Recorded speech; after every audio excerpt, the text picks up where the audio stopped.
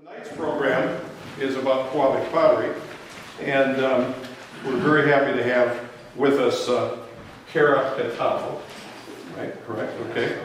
And as many of you know, Horace Caulkins and Mary Chase Perry pooled their talents and founded Pewabic Pottery in 1903, and in 1907 it moved to its current English Tudor building, where it's operated ever since. Mary Chase Perry then married William Stratton in 1918, and Stratton designed their Grosse Pointe Park home at 938 3 Mile Drive in 1927.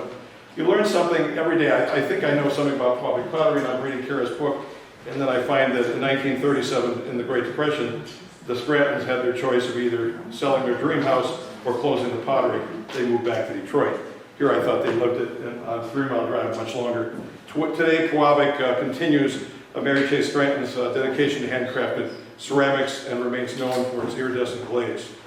Our speaker tonight, Cara Catallo, is a journalist and author who has written for the Detroit Free Press and the News and Record in Greensboro, North Carolina. An avid preservationist, she was serving as the chair of the Clarkston Historical District Commission when she wrote her previous book, Images of America, Clarkston.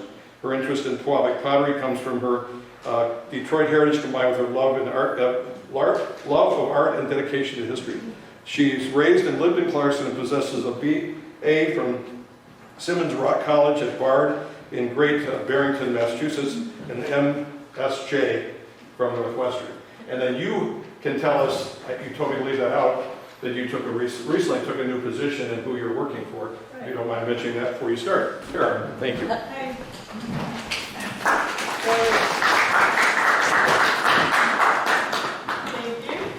So one quick thing about me is a friend of mine calls me an extroverted introvert, or an introvert who doesn't want to be painfully shy. So he may have to help me along when I get really nervous, but it shouldn't be painless. So I embarked on writing the book about Pewabic when it dawned on me that there wasn't a modern day book. I couldn't find anything. I found a few old ones that were hard to get my hands on, especially affordably. And it just dawned on me that in this day and age, because I was so hungry to know, that there were probably other people who wanted to know too. So I started, I was at the time freelance writing, so I would get to the pottery whenever the archivist was there and try to get my hands on whatever I could. And it was, if you've ever been to Pewabic, it was huge fun because it's a really interesting place.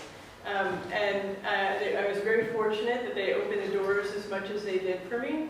And I was able to find a lot of things, and there's still a lot of sort of unanswered questions as far as Pewabic goes, but I feel like every day new little nuggets appear. So I like to think of it as a story that isn't over, which is almost amazing. If you look at all the other potteries from that era, Pewabic's it, really. I mean, there are a few that have been resurrected again, but Pewabic stayed operating for a very long time, maybe in slightly different ways than it originally did. But it was a fascinating journey for me. My mother and grandmother were raised less than a mile from where Pewabic is, which is part of why I was so interested. And my grandmother always talked about it in Waterworks Park.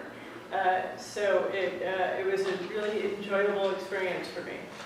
So what I've sort of done tonight is I've pieced together some of the pieces of Mary Chase's history. Some of it you may know, so you might just have to, kindly let me glom on about some of the history that is still sort of known, and just sort of look a little bit at what Pewabic was then and what it is today too, and the different sort of faces that it's had through the years. I have to get this thing. Sorry to hand you that. No, it's good. So let's give this a whirl. So the story was interesting from the very beginning. Mary Chase Perry was born in Hancock, Michigan, in the Upper Peninsula. Her father died when she was very young, I think 7 or 8. And her mother moved the family down to actually Ann Arbor, because the older son was going to University of Michigan. And he ended up having a pharmacy business that took them all to Detroit. So that's how they ended up in Detroit in the Brush Park neighborhood. Nearby was Horace Caulkins. He was one of her neighbors, maybe a block away. It's hard to say now because the houses aren't in existence anymore, and where Mary Chase lived, I get the sense that they were renting, so it's a little bit harder to ID specifically which house. It's safe to say that neither of them exists today, so that makes it additionally difficult to sort of figure out. But Mary Chase was 17 years younger than Horace, so it was an unlikely friendship that came between these two neighbors. He was a successful businessman. He had owned the Detroit Dental Depot, and she was a china painter, which at that time a lot of women were painting porcelain china plates. And she was teaching it and traveling around so that other women could learn that. What year are you talking about? So that was, it was probably right around the turn of the century, like 1898, 1899. I know, so Horace, because he was in the dental business, he made kilns. And on January 5th, 1897, manufactured by Eagle Brothers in Detroit, they created a Revelation kiln that was considered comparatively affordable, compact in design, and it had more safety features than others, which basically meant that it had minimal safety features. It was fairly minimal. I look at it because we have one, and there's one at Pewabic, and it doesn't seem, mobile at all. Like I've talked to people who've had to sort of shift it around one of the galleries, and it's incredibly heavy, but apparently it was great for dentists, but then the china painters suddenly saw this great opportunity too to fire their finished pieces. So they would paint the china and then put it in these little kilns. Horace recognized that that was a great business venture with his new young neighbor, and hired her to travel the country. So she traveled all around, mostly the eastern part of the United States, showing people how to use the Revelation kiln. Those are two of them. Let me see, I think I have the price here.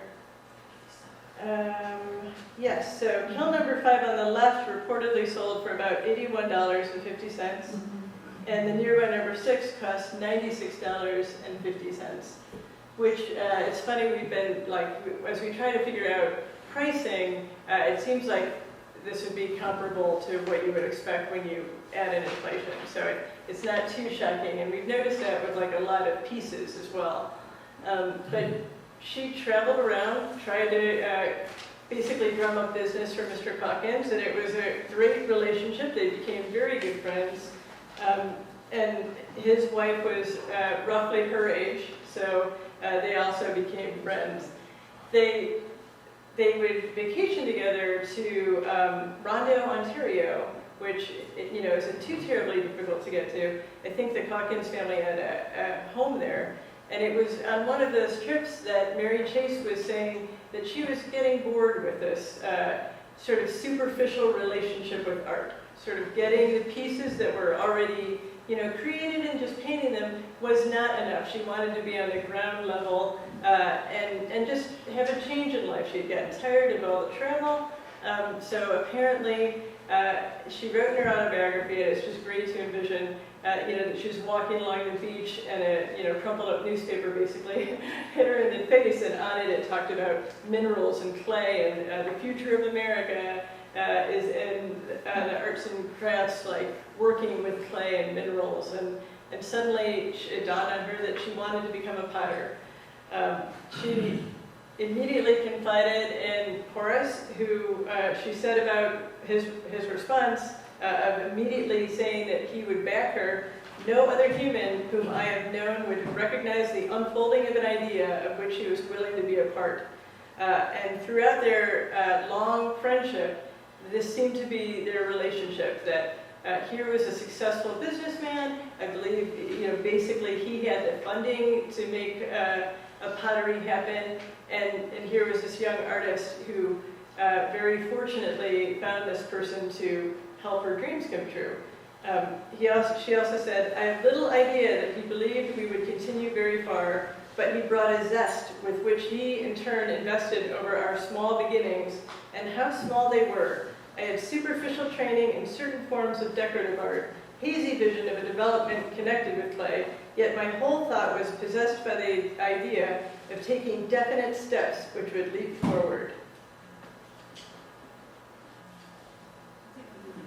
They first began working on pieces in, so working with porcelain that is basically used to make dentures is very different from working with pottery. So we have a few pieces at Pewabic that are sort of tucked away in the archives that show that they were definitely go-getters, because it's hard to believe that anybody can have the failures that they had working with this porcelain and keep sort of going and with the determination that they could make something happen.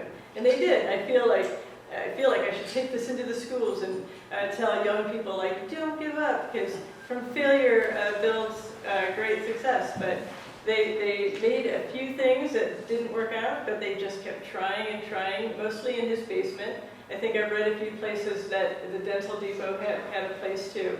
And when they finally started to get the knack of it, they talked to Ellenson Fox to see if they could rent his stable studio.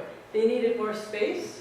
The stables were empty because there's this new thing called a car. So the space was there, and she was shocked that Mr. Fox on nearby Alfred Street in Detroit, Brush Park, said okay. Her response, or what she wrote in her autobiography, was, "Why should he have been interested at once?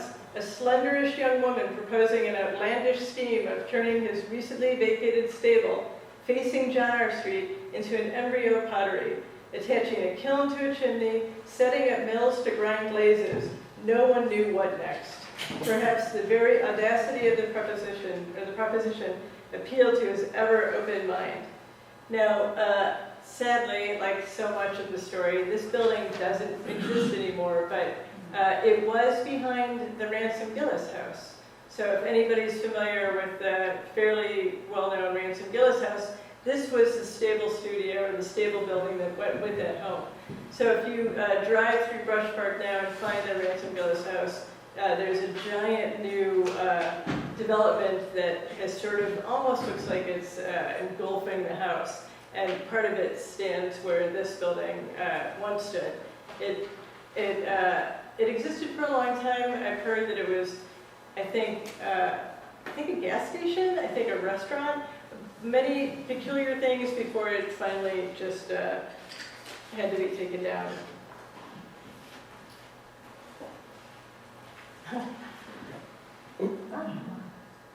So this, not that it matters to you, but it's one of my favorite photos of Mary Chase Perry. She's still at the stable studio. I love the crispness of her dress. She reportedly almost always wore dresses, so we have interesting stories we've heard about kiln mishaps and having to race for a bucket of water because the dress would catch on fire. She's working on, actually it's the piece behind her actually looks very similar to the lotus vase that you can still see at Pewabic. At the beginning, it seemed pretty clear that Mary Chase Perry's interests were in sort of finishing pieces still. Even though she wanted to be on the ground level, she never seemed to really much care for throwing pieces. So she had somebody who, through much of her life, stayed with her until his death, did a lot of the throwing. She would draw the little pictures, and he would throw what she wanted, and then she would affix designs onto them. The other love that she had was in glazes. Well, Horace was sort of in charge of the kiln because that was his background. She loved trying to just test different minerals, uranium, different lead, and find the perfect glazes that would work for what they were doing. And that ultimately is what she became probably most known for. Their first commission was with a company called Burley & Company out of Chicago. It consisted of 132 pieces that totaled $1,068. When they received payment on October 8th, 1903, that's when they consider Pewabic as existing. They didn't really, until they had one payment in the book, they didn't consider it a working pottery yet. She wrote about that. Mr. Caulkins, here Julius and I danced about the room. As I remember it, almost everyone in Detroit knew about it and congratulated us, she wrote. It was because of Mr. Burley of Burley and Company that they became Pewabic too, because he said they need a name. She kept going back and forth. She would put her name on things. She would put Stable Studio on some of the pieces. He said you need an actual name. They considered, 4 or 5 different names until she went with Pewabic, which took her back to her start in Hancock, which is where the Pewabic mine was. Her dad was a doctor in there and did a lot of work at the Pewabic mine, and she had good memories of it and thought it sounded like a good sort of Native American term. That, from my experience, is rarely pronounced right, so it's been interesting in all of this. Back to the intricate glazes, it was Charles Lang Freer that suggested to her, that gave her the little bit of a challenge to reproduce something to make the iridescent piece. And she spent several years, from what I understand, working on it until she finally was able to produce one and give it to Mr. Freer. This is the Stable Studio inside. In the beginning, there were largely lamps and large vases. It was an interesting time because the arts and crafts movement was just beginning, and she was torn between creating what people were selling elsewhere or seemed to want, or making what she wanted to make, which led to tile. It dawned on her that tile, through Arts and Crafts Society in particular, was a great direction in which to head. It was utilitarian. They were spending a lot of time with architects and people like George Booth, who were building these beautiful places. And so she went to work after the St. Louis Exposition in 1904 to sort of switch the business away from these large-scale lamps that everybody was making to focus on tile. It was an interesting experience too, because she had a successful business that she put on hold to go learn how to make tile. And she went to Ohio and was met with sort of, not necessarily disdain, but people just thought, oh, here's this woman, what's she really gonna do? Sure, sweetheart, we'll teach you how to do this. And I don't think people really took her seriously. And then she came back and they started, they still made vessels, but they made fewer and started to focus on tile. This is, let me make sure I don't mess this up. This is the Griswold Hotel, which, like so many places I'm talking about, no longer exists. The tile brought practicality. I just want to touch upon that before I forget, that she thought would serve Mr. Caulkins well and make him proud. Like, oh, now it's not just the little sort of rinky-dink business that they were working on if we're making these beautiful tile installations. The Griswold House Hotel in Detroit was among the first. Owner Fred Postal approached Pewabic to redo the bar. During the firing process, something went askew, leaving glazed cracks and other surface imperfections on much of the green-blue tile of the terracotta facing. Mary Chase Perry suspected that it was a combination of a blazing hot summer day and the kiln's unforgiving heat, making things heat too quickly, which can cause those imperfections. Whatever the reason, she was devastated. She said, if I appeared as minute as I felt, it would have taken a microscope to discover me. She just recalled the dread in her autobiography of having to face Mr. Postal, who in turn felt horrible because he saw this devastated woman who had worked so hard.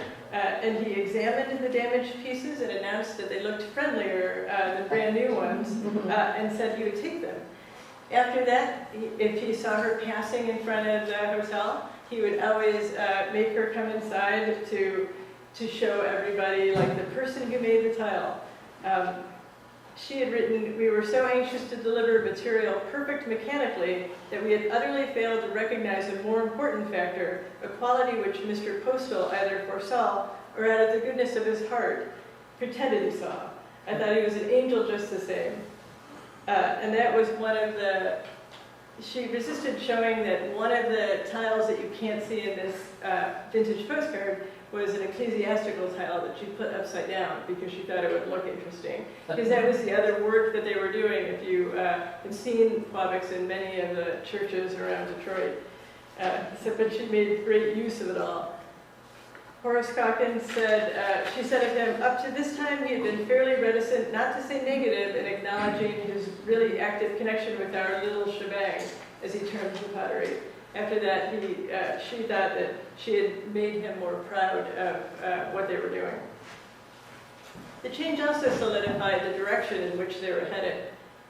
One of the houses that she would do in the future would be her own, and there's a long, I haven't been able to prove it, but one of the stories that I've heard is that she wasn't there when they were installing the fireplace, and it was done so perfectly that she made them take it apart and put it back in. Because one of the points of the arts and crafts movement was to really have that maker's hand, and that perfection wasn't what they were looking for. They were, looking for craft. She was also hugely involved in one of the forerunners with the Detroit arts and crafts movement with Mr. Booth and others in the movement at that time, including William Buck Stratton, who was a young architect. With the success that they were finding, and this is really hard to read, but it's a letter that Horace Caulkins sent to somebody to sort of drum up business because they have a new building, and here, look at a picture of my building, and aren't you really going to want to do business with us because, we're big time now. In 1907, 4 years after they started, they built the pottery that you still see on East Jefferson today, thank goodness. A lot of people think it's a house. I even hear it when I'm at Pewabic, they call it the house. But it was a factory from its inception. It looks like a Tudor style inn because Mr. Caulkins was from England. Well, his ancestors were, he was Canadian. But it sort of tried to bring back his heritage, and I think it was a nice way to get the person who was paying for everything to really love the building. And I think that he did. The person they hired to do the work was William Buck Stratton, who was a longtime friend of Mary Chase Perry. They worked together on the Detroit Society of the Arts and Crafts. He built the Detroit Society of the Arts and Crafts building too in 1916 with Maxwell Grosse of Smith, Hinchman and Grosse. That was the building on Watson, just off Woodward. Yeah. It came down about a decade ago. Yeah, that one's still smart sometimes. It's actually, and it's right around the corner from where the Stable Studio was. So it really feels, when I'm standing in that parking lot, I really feel like it should be there, but I'm a softie. It was at 47 Watson Street. So let's see if I can't remember the order. Oh wait, well, I'll save that story for a minute. But this shows Mary Chase Perry working at the new building. They obviously didn't put Pewabic Pottery lamps up. Yeah. Because light bulbs hanging on a cord. Yeah, isn't it beautiful? If you go upstairs at the pottery, there's a middle room in the galleries that are executive directors on one side and the development directors on the other, but that was called the lamp room, so that's where they would put the lamps. You can see there are some pieces. And then way in the back, one of the men standing there is Joseph Urick, who was the person who did most of her throwing.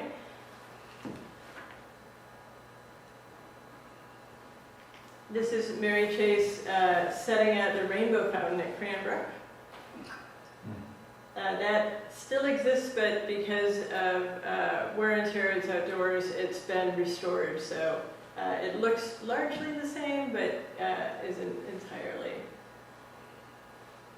There's Horace and Mary Chase.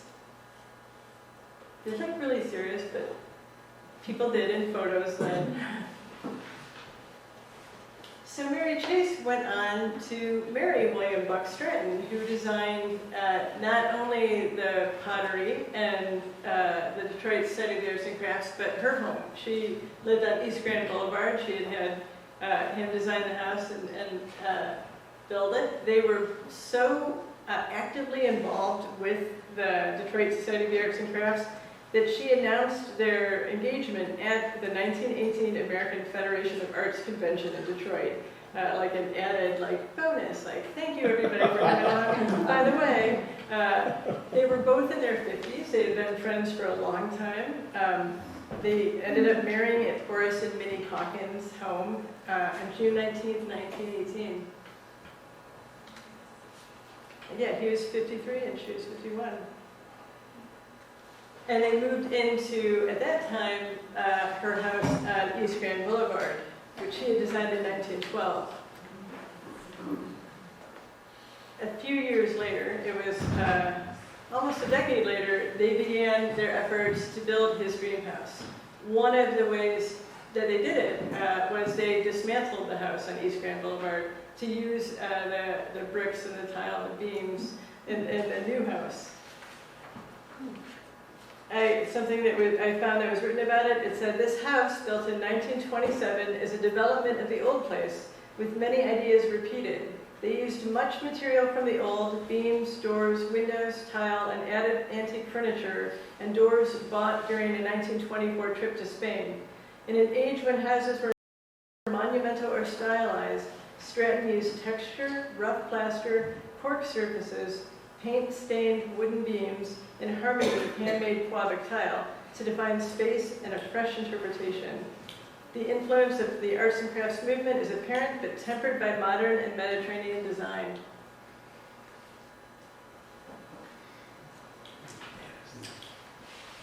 She was very active with landscaping, which is something that we always want to sort of learn more about. These are images of the house. And we have the little tile work gives a good example of, we still have in the archives little pieces like this that were likely used. And it's an interesting aspect of Pewabic, which I'll get to near the end, as we find little pieces and try to figure out where everything was. It has a bit of a look of the studio. It does. Yeah. And the Mediterranean influence, Mary Chase went on a trip, and so did Mr. Stratton. The pictures you saw earlier were their passport photos. They spent some time in Spain and traveling around Italy and a few other places to sort of study different tile work, in part for their work with the National Shrine in Washington, D.C. She took her father was a very pious man, went to church almost daily. While I haven't found anything that says anything similar about her, I don't want to say hobbies, but or actions, I do feel like her work with different ecclesiastical installations really, to me, are sort of in honor of her father. It just sort of has that feel. She took them very seriously. She did just beautiful work, not just in Michigan, though I think the largest amount is here. And if you haven't been to the National Shrine in D.C., it's really a remarkable space to go to the Crypt Church and just see all the Pewabic. This is also from the house. This was a piece that we found in Western Architect that has the house, Pewabic, and then up at the top where was an odd sort of airborne shot of the East Grand Boulevard house. These were just some images of Mary Chase with friends in the landscaping. She really took great pride in making the outdoors just a beautiful, special place, both at the pottery and at home. I have no idea where this is, but I think it's a charming photo. That's the National Shrine, the Crypt Church. All of that is Pewabic. It took many years, and a lot of people wonder, or maybe just me because I'm the only person digging through old stuff, if maybe their dedication to doing this was the largest job that Pewabic ever did. It took years and years. If some of that and the travels perhaps cost Mr. Stratton his architectural firm, because they went away, and while they were away, the sort of depression was starting to get going, and by the time they returned, his firm was pretty much gone. They didn't have work to do because people were hunkering down. This is, if you've been to Pewabic, you've probably seen the Dove. It's upstairs in one of in the center gallery upstairs. When they would do big jobs, and this still happens today, they always make a spare because you don't know if it's going to malfunction in the kiln, what will happen, or in transit because everything traveled by train to get to DC for this installation. So when the Dove, which is the centerpiece of the Crypt Church, was installed, then Pewabic kept the Dove and a few other pieces that are around. But I think the Dove is the only one that's visible because there are certain times in this, if you've been to the DIA and see the Pewabic niches, which are so amazing, those were covered up for years, and just somebody in a renovation, I think in the 70s, discovered them and uncovered them. So Pewabic's not all that different. I think we have a few other things that are hiding behind walls that haven't been uncovered yet.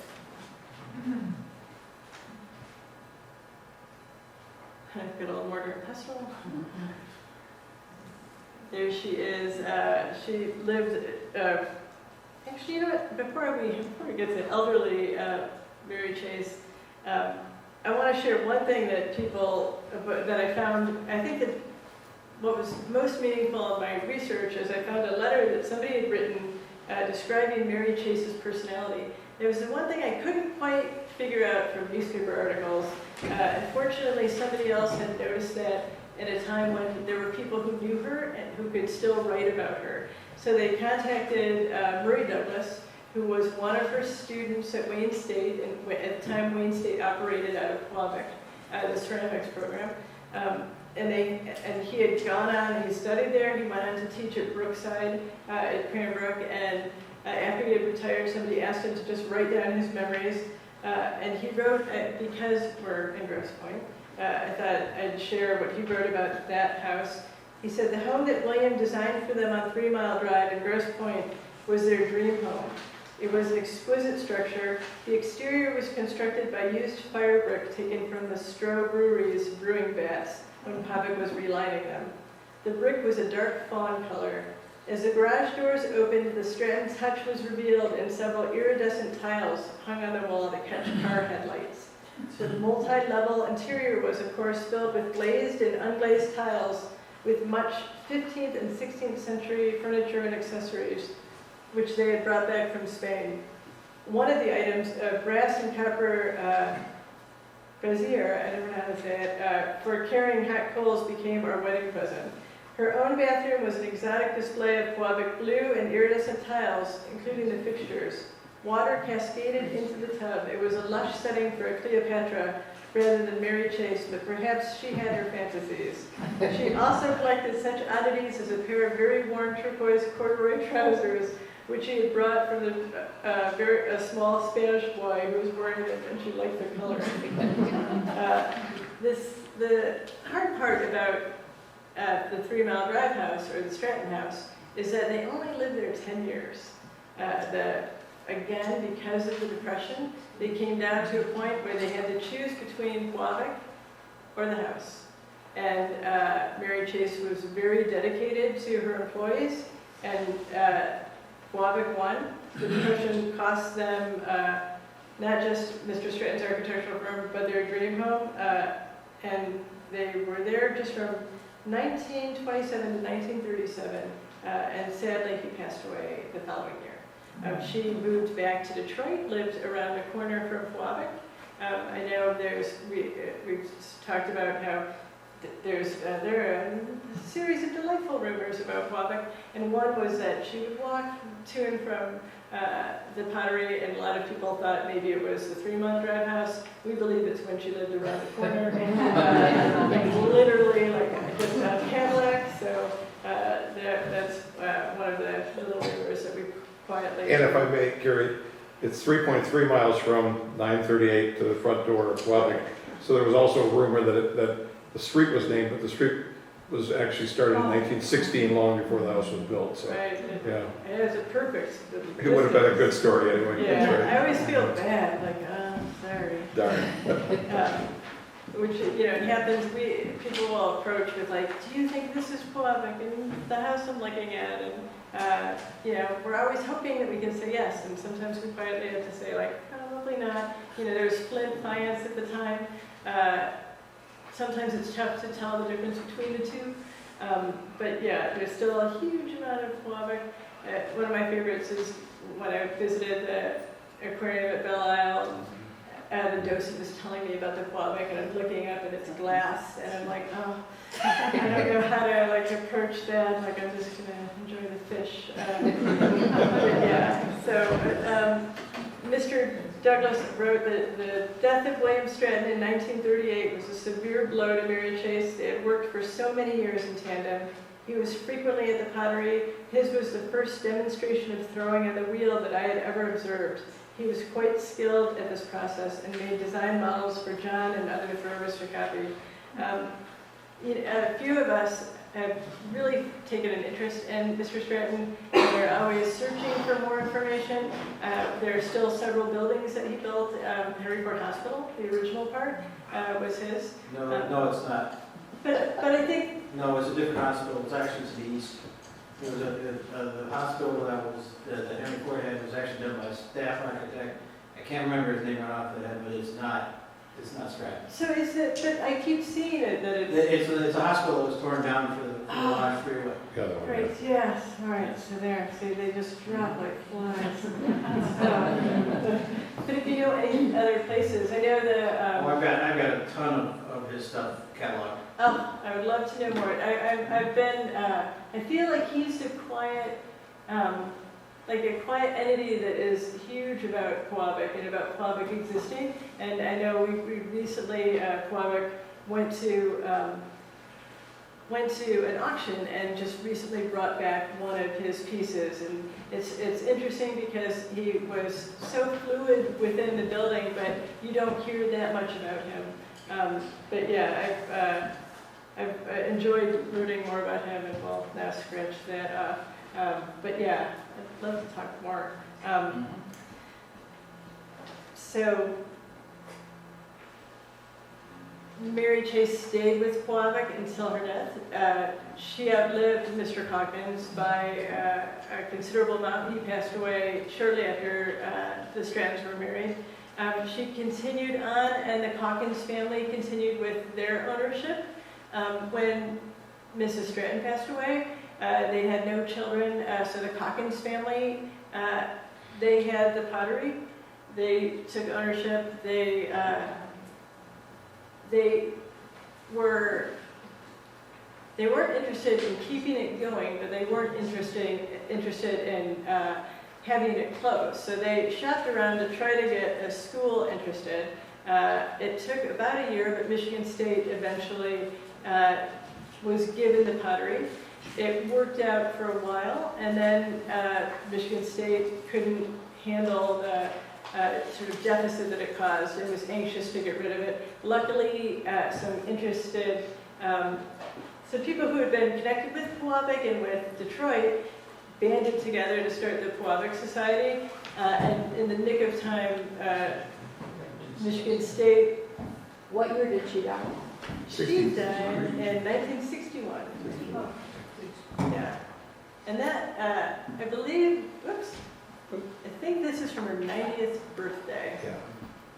And it's interesting because we have an example of this is out, and Pewabic has the glaze sample, that's that hexagon piece. I wish this were a color shot. It's interesting, there is a color shot that's similar, where she looks less happy, so I kind of gravitate towards this one. But she stayed there and continued working, and when the Caulkins family carefully gave it to Michigan State, and magically Michigan State gave it to the Pewabic Society, I often think how easily the whole place could have been gone. I feel like if it had been shuttered for like one day, it wouldn't be the same. That doesn't mean that it's perfect. There were years when I think through the Michigan State years, a lot of the archives kind of disappeared. There was, maybe pilfering, or maybe people just throwing out things, not realizing their worth. Nobody knows, but we're always trying to build it back up.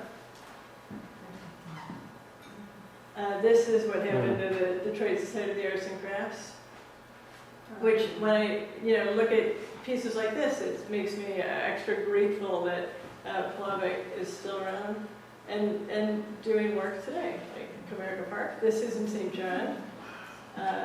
It's a baby animal mural to keep the older siblings, busy while they're waiting for their baby sister or brother to arrive. The queue line.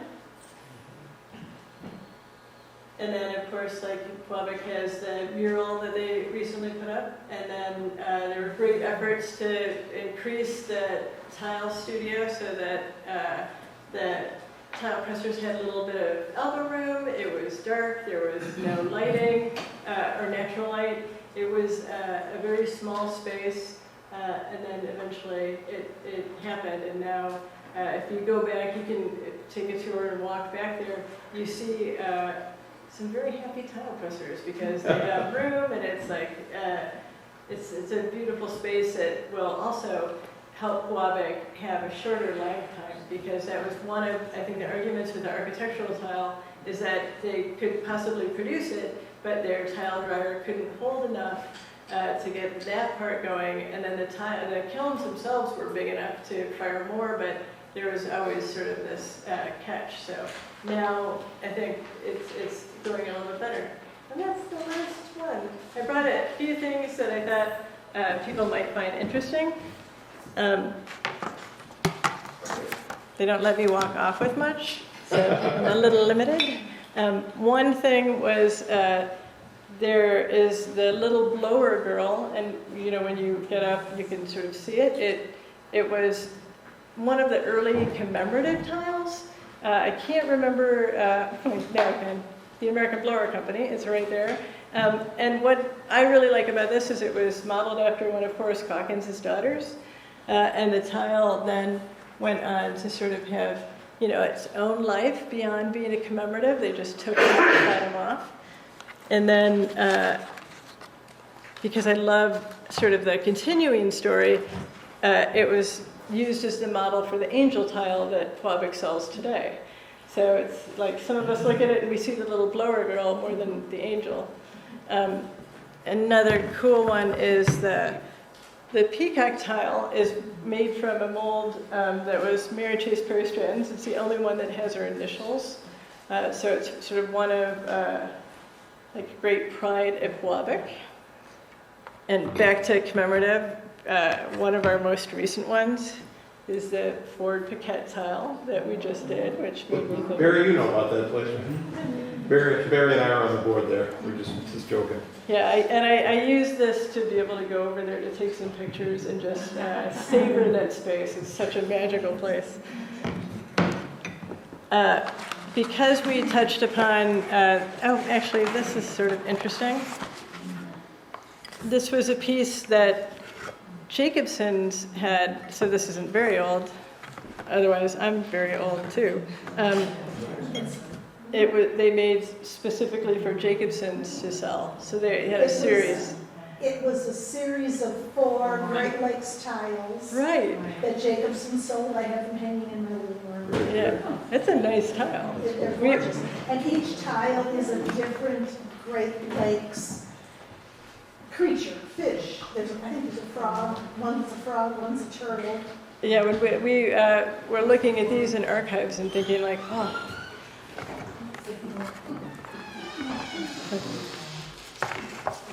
Should I be scared? During the Depression, when they were struggling to keep the pottery going, they were finding any work that they could get, and there was a lot of government work, but also Mary Chase scaled down some of what they were doing to have lower price points, and started making pins and buttons and pieces that people would be able to afford, so that they could at least try to get some income coming in. One of our favorite is the bee, which we still make the bee today, and it's modeled after the historic mold. That was the garden party piece this year.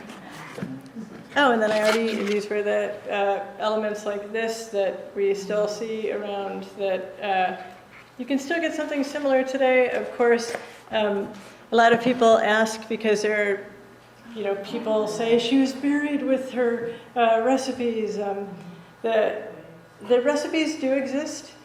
Some of them Pewabic has, but all of them include ingredients that you don't really want your staff working with, like sort of like the uranium base. It's a little bit dangerous. So there is either they cause cancer or they are radioactive. Yeah, it's interesting because she lived so long. It's hard to. She was touching all of this. But yeah, so I think the glaze specialist at Pewabic has found ways to sort of recreate it without the dangerous. We don't use a lot of kerosene now. Oddly enough, it's vegetable oil. So it's an interesting time where the history is continuing on. One of the reasons why I brought this little piece, because when we were thinking about the little pieces, and there were smaller pieces that she made, like this size, during the Depression to keep things going, it's not altogether unlike the Pewabic street team today that makes little tiny pieces that they fire raku style around the community. So I think that's largely what I have. Any questions, please?